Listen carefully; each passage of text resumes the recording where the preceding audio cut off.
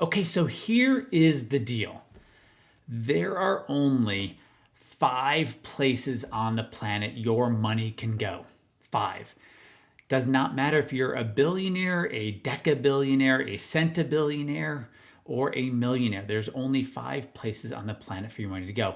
And where money is flowing, right? Which one of these 5 asset classes are getting money is really telling us, I don't want to say almost everything, but it's almost everything we need to know about the stability of the market. So we have to look at these 5 locations, these 5 major asset classes to really understand if the market this year in 2022 is getting more or less stable.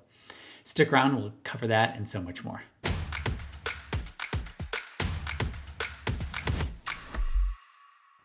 Hey everybody, RC Peck here with Fearless Wealth, and we have to talk about asset classes. Now, sometimes I say there's 4, and sometimes I say there's 5. Today I'm going to say there is 5, and you'll know why I switch between one or the other. And regardless of where your money is today, understanding where money is flowing, which one of those asset classes money is flowing into, really, really matters because it tells us the stability of the investment world.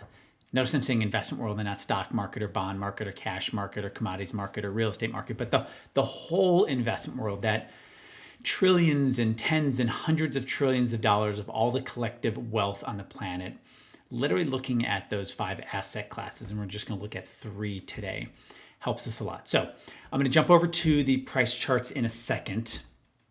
But before I do, I just want to say, what are the 5 asset classes? Stocks, bonds, cash, commodities, real estate. And you can call real estate physical assets, right? So rare wine or rare paintings or vintage cars could go into real estate.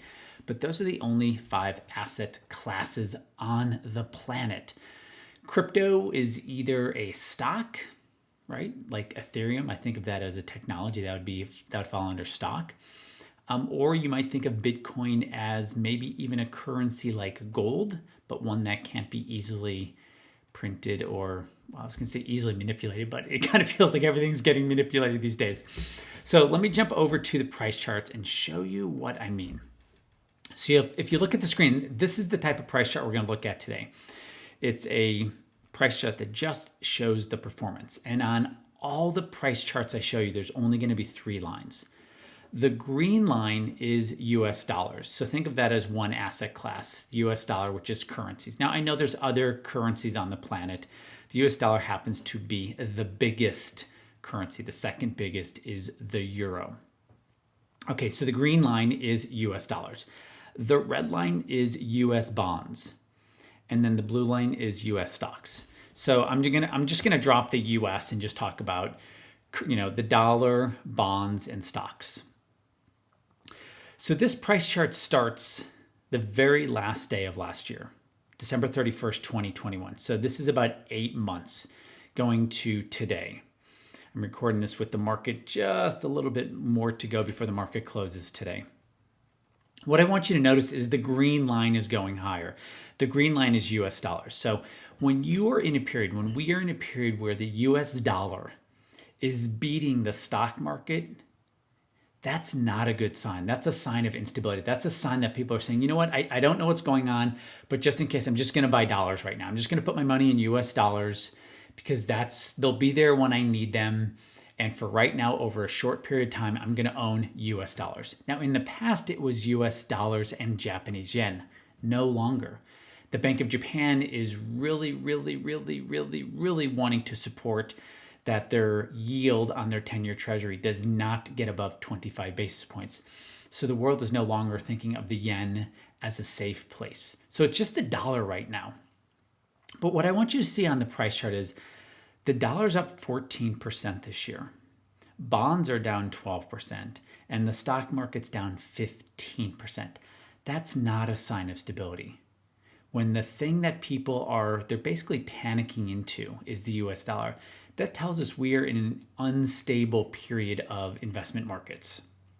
Now, I want to compare this. So the next price chart I want to show you is, and I'll click to it right now. So if you look at this, this is the global financial crisis. All right, so looking at that, this is the global financial crisis, and actually it is the same, what is that? The same 8 months, the first 8 months of the global financial crisis. The line at the top isn't green, it's red, which is bonds. You also don't want to see bonds outperforming stocks, which it was. So at the beginning of the global financial crisis, everybody back then was pouring money into the bond market, not the dollar market, not the currency market, but the bond market. So when money flows into either the bond market or the currency or cash market, that's not a good sign. If I scroll forward and we just go until this whole thing played itself out, this is what you see. You see, over that 18 months of the global financial crisis, the blue line, which is the stock market, didn't just fall. It kind of had a nice, stable, not too much trauma, not too much drama, but it was just kind of trending down as the red line, which is the US bond market, and the green line, which is cash or US dollars.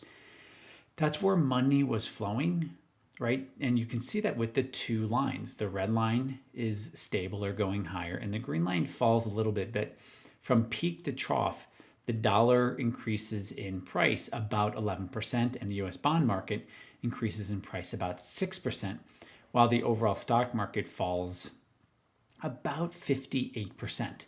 So here's the global financial crisis where people are saying, hey, I don't know what's going on, but I'm going to put my money, in that case, that was back in 2000, I'm going to put it in either US bonds or US currencies. And I said to you today, US bonds, well, maybe I didn't say that, but the place that people are panicking in today is just the US dollar. If we then compare this back to 2000, here's the entire fall in the dot-com crash. The blue line again is the US stock market. That fell 50%. Now back in 2000 in the dot-com crash, people panicked into the bond market, not the cash market. But again, it can be either one. It can either be people panicking into US dollars or US bonds. What we see this time in 2022 is money is absolutely flowing into US dollars, but in a huge way because the bond market's kind of out right now. The bond market stopped going up 2 years ago. So kind of the only safe place right now is US dollars.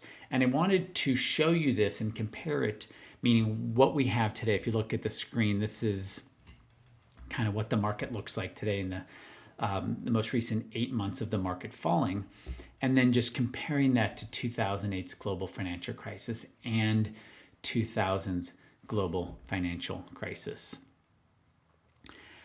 Now, when things are healthy, the blue line is on top. So if you look at the screen, this is literally from the bottom of the global financial crisis in March of 2000. And I just went out 2 or 3 years just to show you that, look, the red line can go up, the green line can go up, meaning bonds can go up in price or cash can go up in price, but they are way below the stock market.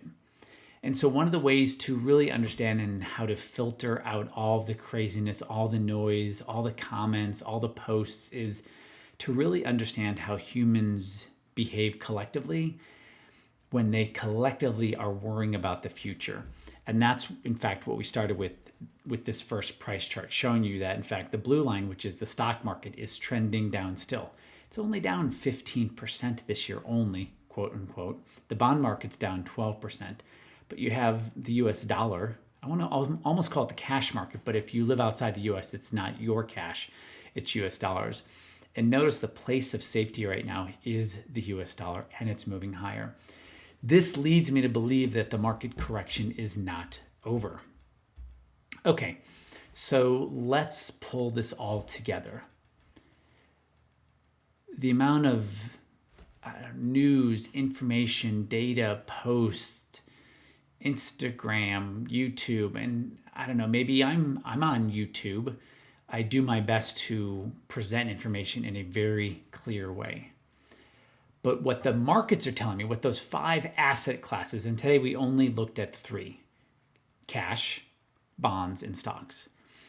And what they're telling me is, historically speaking, when stocks are doing the worst relative to bonds and cash, that is not good. That's a sign of instability. And when you looked at the price charts from 2008 and 2000, it wasn't this nice 45-degree angle down. It's up and down as it trends lower, which is happening now. So I see the market continuing to get weaker. And I know a lot of information is coming out and what the Fed's going to do and what China's going to do and what's the US going to do and what's Russia going to do and what's Europe going to do and supply chains and inflation and COVID. It all collectively shows up in those three asset classes I showed you today.